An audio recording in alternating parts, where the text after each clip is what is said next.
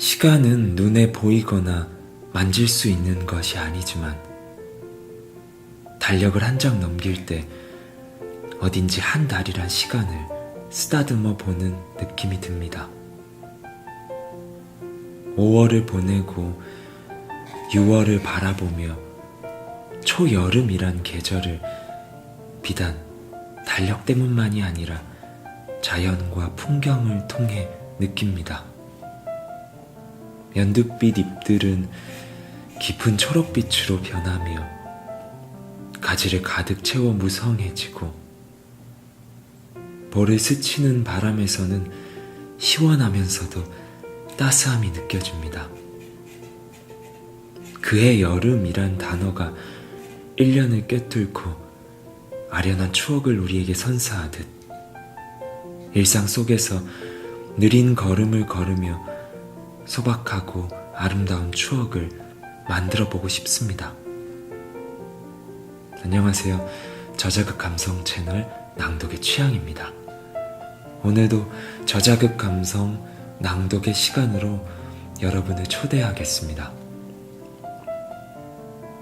나이가 들수록 시간이 참 빠르게 갑니다. 실제로 자네의 법칙이란 게 있는데 사람이 느끼는 시간의 길이는 사람의 나이에 반비례한다고 하네요. 나이가 들수록 시간이 빠르게 느껴지는 것은 그만큼 머릿속이 복잡하고 바쁜 일로 가득하기 때문입니다.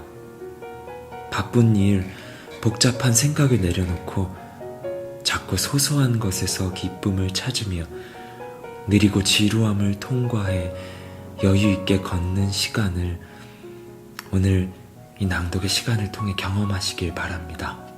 그럼 낭독의 불을 켜겠습니다.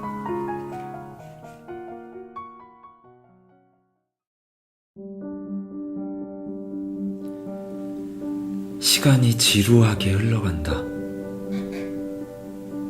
붙잡을 수 없는 시간임을 알면서도 특별한 이벤트 하나 없이 흘러가 아쉬운 여름날, 그리고 장마의 시작이다. 레트로를 필두로 낡고 오래된 것, 아날로그 감성 등이 되살아난다. 그렇게 필름 카메라, LP 레코드판 등으로 추억을 소환하려면 기다림이 필수다. LP 음악을 듣기 위해선 조심히 레코드판을 꺼내어 먼지를 닦아내고 플레이어 위에 얹어 듣고 싶은 곡에 홈을 맞춰 재생시켜야 한다. 터치 한 번으로 음악을 들을 수 있는 시대의 시간 개념에서 벗어나는 일이다. 필름 카메라에 필름 한 통을 다 쓰고 인화되기까지의 기다림은 생각보다 길다.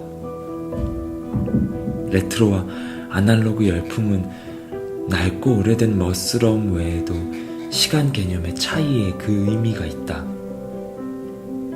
우리는 삶의 속도에 반문을 던지기 시작했다. 언젠가부터 파도처럼 몰아치는 삶의 속도 앞에 무릎을 꿇었다. 한번 파도에 휩쓸린 우리의 하루는 정신을 차릴 새 없이 나만의 속도를 잃어버렸다. 많은 사람들이 매력을 느끼고 있는 슬로우 라이프는 어쩌면 느린 것에 대한 이야기가 아니라 나의 속도를 되찾는 삶의 방식이라고 할 수 있다. 지루함에도 그 나름의 매력이 있다. 이전부터 알고 있었으나 그 매력을 탐구할 여유가 없었다. 정확히 말하면 없게 느껴졌었다. 피아니스트 정재영의 르뿌띠 피아노는 앨범 전체가 마치 제각기 여름의 조각들처럼 느리게 흐르거나 장맛비처럼 듣는 이의 마음을 지그시 눌러준다. 무겁지도 가볍지도 않은 적당히 진중한 음들은 차분히 걷는 걸음과도 닮아있다. 어느 여름날에 캄보디아 오지에서 보낸 시간이 떠올랐다. 더운 날씨만큼 길고 지루한 하루를 보냈다. 해가 저 하루의 끝인 것을 알고 지는 태양에게 경의를 표하며 물드는 노을에게 고마움을 전하고 달빛을 기다리는 별들을 마중하는 마음으로 다가오는 밤을 맞이했다. 느리게 흐르는 시간 속에서 잊었던 감사함이 묻어나왔다. 그 시간을 맞이하려 한낮의 지루함을 견뎌내야 했다. 2009년 개봉한 영화 여름의 조각들은 여름날의 날씨를 그대로 품고 있다. 평생 동안 미술품과 고가구를 모아온 어머니의 75번째 생일에 흩어져 살던 가족들이 모인 이후 갑작스러운 어머니의 사망으로 그녀 그 자체였던 집과 유산들을 어떻게 할 것인지를 놓고 형제 간의 갈등이 일어난다. 특별히 주목되는 주인공도 없고 갈등을 그려내는 방식은 덤덤하며 여유롭기까지 하다. 자극적인 소재나 촬영 기법 없이 그들이 겪어낸 시간을 오롯이 담아낸다. 어린 시절은 그리울 뿐이지 크면 자기 일도 많은데 이런 잡동사니를 누가 돌고 보겠니? 영화는 느리고 지루하게 흐르더라도 소중히 붙잡아야 할 가치가 있다 말한다. 급속히 디지털화된 사회 속에서 여전히 선진들의 문화유산을 품고 살아가야 하는 프랑스의 현실과도 맞닿아 있다. 어쩌면 지금의 프랑스를 살아가는 현 세대들은 그들만의 속도로 찾아가는 중일지도 모른다. 영화 속 형제들이 서로의 속도에 부딪히며 새로운 대안과 방법들을 찾아가는 과정을 겪어냈듯이 말이다. 라이프스타일 매거진 킴포크의 총괄 프로듀서인 줄리 포인터 애덤스의 책 와비사비 라이프에서 그녀는 이렇게 말한다. 느긋하게 산다는 말은 의무적으로 해야 한다고 생각했던 것들을 재정비해야 한다는 의미다. 어떻게 하면 기존 습관을 버릴 수 있을까? 우선 토요일에 해야 할 일이 5가지였다면 한두 가지로 줄여보자. 일요일은 무조건 쉬는 날로 정하거나 자유로운 날로 정해 만나고 싶은 사람을 만나거나 가고 싶은 곳을 가도 좋다. 편안한 의자에 친구들과 앉아 오랜 시간을 보내거나 천천히 식사를 즐겨도 좋다. 즉흥적으로 친구나 가족을 불러 그저 파이 한 조각을 함께 나눠 먹어도 좋다. 내가 자주 택하는 방법은 해야 할 일 목록을 잊어버리고 몇몇 친구들과 바닷가, 공원, 강가나 호수 등지에서 오랫동안 한가로운 시간을 보내는 것이다. 정신없이 바쁜 일정이 빼곡하게 들어찬 달력에 침묵의 날들을 넣어 균형을 맞추면 집과 마음과 삶이 더욱 풍요로워진다. 이번 여름에는 이 지루함을 견뎌보려 한다. 그 시간들을 나만의 방법으로 걸어보려 한다. 그래서 잊고 있던 어떤 가치들을 만나고 관계하고 싶다. 세상이 말하는 속도에 휩쓸리지 않고 겪어낼 때 우리는 찬란한 여름의 조각들을 만나게 될 수 있을 것이다.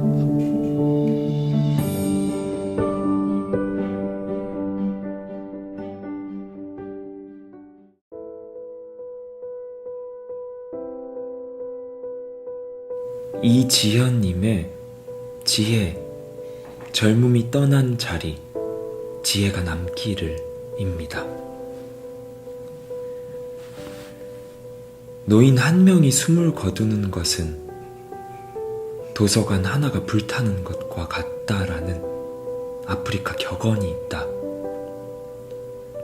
아프리카의 지성으로 불리는 소설가 아마두 함파테바가 1962년 유네스코 연설에서 아프리카에서 노인 한 명이 숨을 거두는 것은 도서관 하나가 불타는 것과 같다고 말하면서 알려진 명언이다.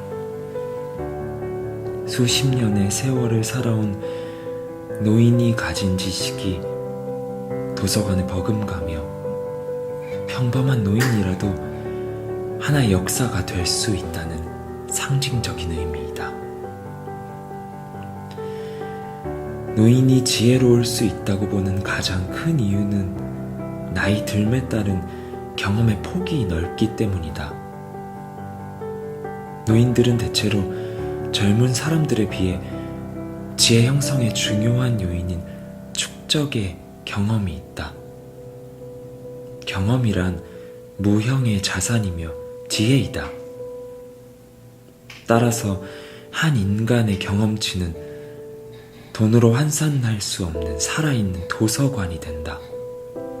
그러나 고령화 사회에서 노인 한 명의 죽음은 금세 잊히는 슬픈 현실이다. 우리 사회는 인생의 마지막 시기를 맞이하는 노인들의 삶에 대해 진지한 관심을 가져야 한다. 어느 누구도 소중하지 않은 사람은 없기 때문이다. 오늘을 살라. 때론 불행했고 행복했습니다. 삶이 한낱 꿈에 불과하다지만 그래도 살아서 좋았습니다. 새벽에 쨍한 차가운 공기, 꽃이 피기 전 부는 달큰한 바람, 해질 무렵 우러나오는 노을의 냄새, 어느 한 가지 눈부시지 않은 날이 없었습니다. 지금 삶이 힘든 당신, 이 세상에 태어난 이상 당신은 이 모든 걸 매일 누릴 자격이 있습니다. 후회만 가득한 과거와 불안하기만 한 미래 때문에 지금을 망치지 마세요. 오늘을 살아가세요. 눈이 부시게 당신은 그럴 자격이 있습니다. 누군가의 엄마였고 누이였고 딸이었고 그리고 나였을 그대들에게 얼마 전 인기리에 종영한 드라마 눈이 부시게의 마지막 명대사이다. 최근 백상예술대상을 받은 탤런트 김혜자 씨가 수상 소감으로 다시 한번 전해 깊은 울림을 주었다. 드라마 주인공 혜자처럼 주어진 시간을 제대로 써보지도 못하고 졸지에 70세 노인이 되어버린 25살 여자의 처지는 상상조차 할 수 없다. 나중에서야 모든 일이 알츠하이머를 앓고 있는 혜자의 선망이었음을 알게 됐지만 젊음과 늙음, 그 서서히 진행되는 시간의 흐름 속에 서서히 채워져야 할 기억들이 얼마나 소중한가를 깨달았다. 나이가 들면 그동안 당연하게 여겼던 것들이 얼마나 소중하고 유한한 것이었는지 알게 된다. 젊었을 땐 거뜬히 즐길 수 있었던 운동들이 갑자기 힘들어져 할 수 없을 때, 매일 먹는 약의 종류가 늘어날 때, 무릎 관절이 아플 때, 더 이상 밤에 운전하면 안 된다고 생각할 때, 한쪽 발에는 갈색 신발을, 다른 쪽 발에는 검은색 신발을 신고 있을 때 자신이 늙었다고 자각한다. 그러나 실망하지 말자. 유대인 작가 아브라함 헬셀은 나이 들면 패배가 아니라 성공이며 형벌이 아니라 특권이다. 마치 대학에서 최고 학년이 되는 것처럼 인생의 완성을 이룬다는 기대를 품고 노년을 맞이해야 한다고 말했다. 누구나 생의 마지막을 향해 걸어가고 있다. 수명이 얼마 남지 않은 건전지처럼, 심지가 얼마 남지 않은 촛불처럼 인생은 유한하다. 이런 우리의 인생이 눈부시려면, 바다에 떨어진 황혼처럼 눈부시게 떠날 수 있으려면 어떻게 살아야 할까? 소명 세우기. 노년기에 대한 인식의 전환이 필요하다. 노년기란 인생의 하얀길이 아니라 인격의 통합을 이루는 절정의 시기로 봐야 한다. 특히 이 시기는 창작 활동이 왕성한 시기로 오히려 중년기보다 원숙한 재능을 발휘할 수 있다. 노년기는 단순히 돌봄을 받아야 하는 시기가 아니라 이들의 잠재적인 능력을 통해 사회 통합과 가정 행복을 이끌어내야 하는 중요한 시기다. 심리학자들은 노년기의 발달 과업으로 타인과의 화해를 중요한 요소로 꼽는다. 따라서 마음이 아팠던 일들, 자신에게 상처를 준 사람들에게 화해를 청하라고 권면한다. 살아오면서 마음에 쌓인 부정적인 감정들과 화해하고 용서해야 통합적 발전을 이룰 수 있다는 것이다. 또 나는 어떤 세계에 있는 어떤 존재이며 그래서 나는 어떤 자세로 어떻게 살아가야 하는가에 대한 답을 제대로 찾아야 한다. 우리가 주체적인 삶을 살려면 이 질문에 자신만의 답을 찾아야 한다. 이것이 샤멜 시에이다. 일터 신학의 선구자인 폴 스티븐스는 나이가 드는 것은 우리를 사랑하고 우리를 찾으시는 하나님께 응답하는 영적 여정이라고 말했다. 그에 져서 나이 들매 신학에서 나이 들면 은퇴의 경험을 재구성하는 기회이며 새로운 기회가 열리는 성숙의 과정이라면서 은퇴 이후의 삶을 재구성해야 한다고 말한다. 특히 소명의 재발견으로 인생 후반기를 의미 있게 보내야 한다는 것이다. 기독교적 상상력으로 일상의 영역을 아우르기 위해 평생 글을 써온 그는 나이 들매 신학을 78에 집필했으며 81살이 된 지금도 왕성하게 활동하고 있다. 성경에서 노인은 일반적으로 하나님의 인정을 받은 자이며 존경을 받으며 해야 할 역할이 있는 존재이다. 백발은 영화의 면류관이라 의로운 길에서 얻으리라고 했고 너는 센 머리 앞에서 일어서고 노인의 얼굴을 공경하며 내 하나님을 경외하라 나는 여호와니라고 했다. 또 노인은 지혜자의 역할을 감당할 책무가 있으며 하나님의 능력과 정의를 다음 세대에 전할 사명이 있다. 노년기의 노화 과정은 상실과 쇠퇴의 시기인 것은 분명하지만 하나님의 돌보심으로 인해 겉사람이 후패해도 속사람이 날로 새로워지는 성숙의 시기이기도 하다. 그런 의미에서 나이 듦이란 시간을 잃는 것이 아니라 시간을 얻는 것이다. 지혜는 노인이 되었다고 저절로 이루어지는 것이 아니다. 노력해야 얻어진다. 시편 기자들은 하나님께 지속적인 도움과 축복을 구했다. 늙을 때에 나를 버리지 마시며 내 힘이 쇠약할 때에 나를 떠나지 마소서. 하나님의 임재와 축복을 구하는 이유는 주의 능력을 장래의 모든 사람에게 전하기 위해서이다. 신앙은 노년을 새로운 모험과 축복의 길로 인도해준다. 이론적으로는 나이가 들면 느긋해질 뿐만 아니라 자신이 변할 수 없다는 사실을 받아들이기 때문에 영성이 깊어진다고 한다. 나이가 드는 과정 자체가 하나의 영적 훈련이나 영적 여정이 될 수 있다는 것이다. 결국 노인의 지혜는 다른 사람을 향한 공감과 사랑의 정성, 자기 성찰의 의지, 하나님을 경외하는 영성의 전인적인 통합이다.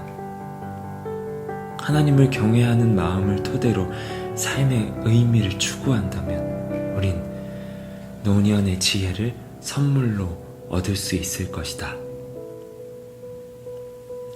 지혜 하나 더.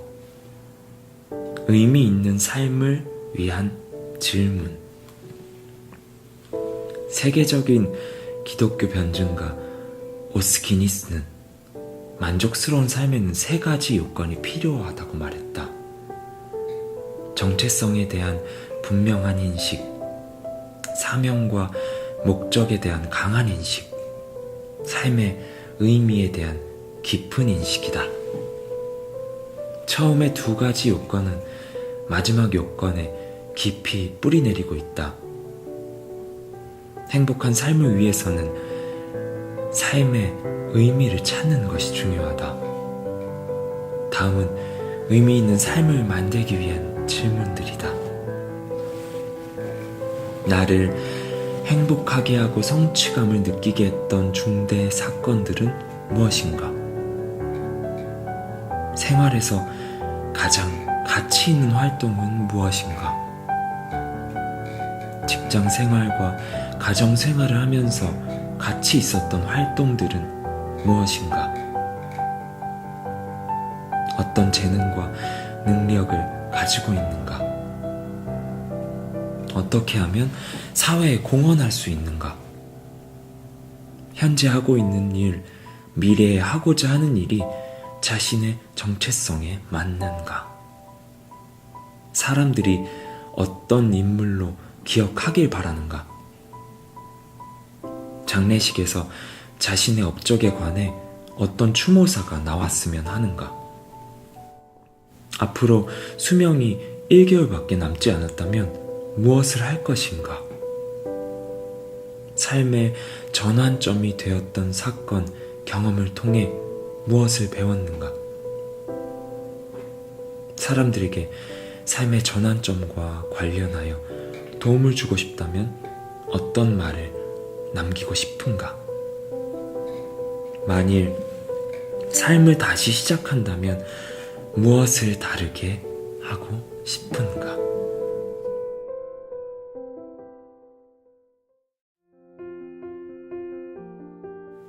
여름은 지나갔다. 여름은 조각조각 흩어졌다. 바닷가, 하늘 끝, 산 허리에, 그리고 누군가의 가슴에 박혀버렸다. 조각이 아프다. 어느 날은 발에 밟히고, 어느 날은 가슴에 들어와 나를 붙잡는다. 아무리 몸부림쳐도 흩어진 조각들을 쓸어 담을 수는 없다. 아, 지나간 것은 왜 이렇게 슬픈가? 난 가고 싶다. 하얀 가을과 겨울로, 푸른 봄과 여름으로. 그래도 조각들이 내게서 떠나지 않는 것은 언젠가 이 조각들이 보석이 되어 반짝이는 꿈을 꾸게 될 것이기 때문이다. 여름의 조각들이 저마다 가을 햇살을 기다리고 있다. 여름의 조각들, 정용철. 흩어져 있는 조각들을 쓸어 담아 다시 커다란 하나로 만들 순 없지만 알알이 빛을 내는 보석이 되어 반짝이는 꿈을 꾼다고 시인은 말합니다. 낡고 오래된 내 안의 아픈 기억도 나를 빛내주는 보석이 되어 괜찮다, 그만하면 되었다, 잘 버티었다고 위로해 줍니다. 이번 여름은 조금 느긋하게 맞이하고 나만의 속도로 걷고 눈앞에 닥친 일들에 당황하지 않으며 빨리 해결하려는 욕심을 부리기보다 스스로 다독여가며 인생의 아름다운 조각들을 사랑하는 이들과 함께 만들어가고 싶습니다. 지금까지 저자극 감성 채널 낭독의 취향이었습니다. 다음 시간에도 낭독의 불을 켜고 당신을 기다리고 있겠습니다.